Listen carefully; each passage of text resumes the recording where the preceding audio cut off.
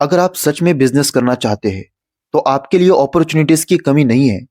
बस आपको अपना डर छोड़ना होगा। कैसा डर? असफल होने का डर। अगर पैसे नहीं है तो शर्म छोड़नी होगी। सब्जी बेचकर, चाय बेचकर पैसे कमाने होंगे। कुछ तो शुरुआत करनी होगी।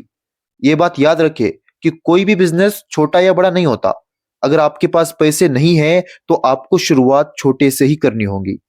आज मैं आपको एक ऐसा बिजनेस आइडिया बताने वाला हूं जिसे आप में से कोई भी शुरू कर सकता है, और सिर्फ 2 से 3 हजार रुपए में ही शुरू कर सकता है। और जैसे जैसे आपके पास पैसे आने लगे तो आप इसे और भी बड़ा कर सकते हो। अक्सर लोग बिजनेस को बहुत हल्के में लेते हैं।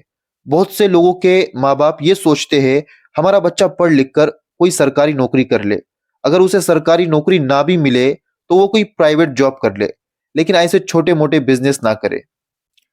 मैं आपको एक स्टोरी सुनाता हूँ। सुरेश नाम का एक लड़का था जिसने पीएचडी की थी, लेकिन उसे कोई ढंग की जॉब नहीं मिल रही थी।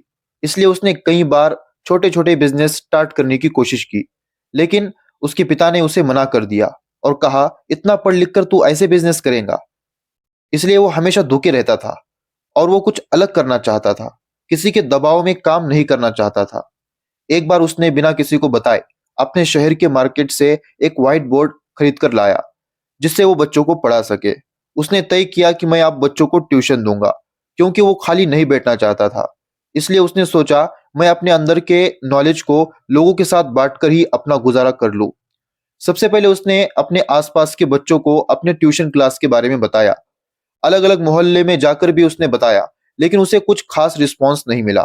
शुरुआत में पहले दिन उसके ट्यूशन क्लास में सिर्फ और सिर्फ 5 बच्चे ही आए, लेकिन उसके पढ़ाने का तरीका बच्चों को बहुत पसंद आया।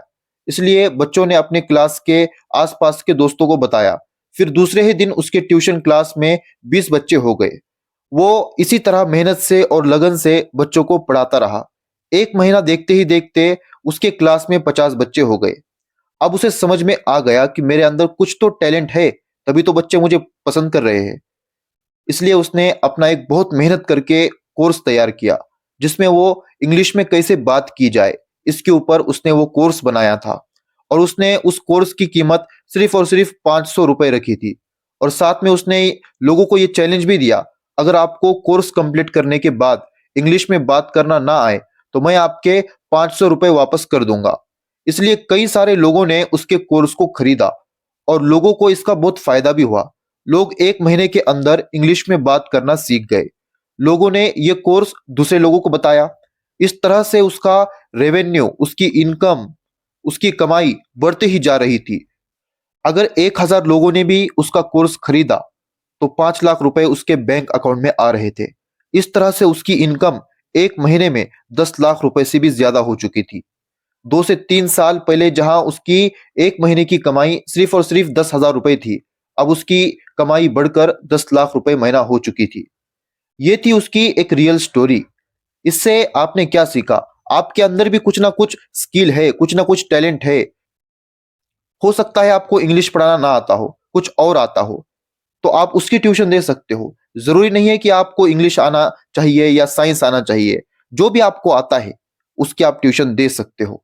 और अगर आपको नहीं आता है तो आपको सीखने की जरूरत है, अपने आप को इंप्रूवमेंट करने की जरूरत है।